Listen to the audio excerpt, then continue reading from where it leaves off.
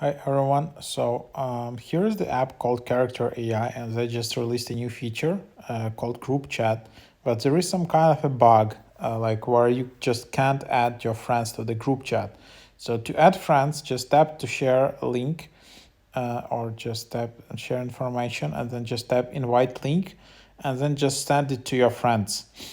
But the very important thing here is that even if your friend has a C.ai app, they need your friend needs to update Character AI app to the latest version, because if your friend receives the link, clicks on it, and he doesn't have like the latest version, he will just be redirected to the web app and it just doesn't work, and yeah, nothing will happen. So make sure that your friend has the latest version of the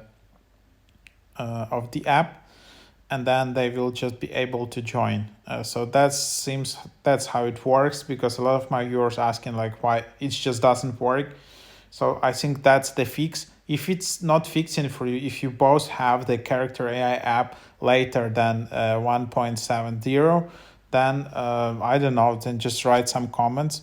You can always check out the version if you just write the the app here, and then you see here the version history.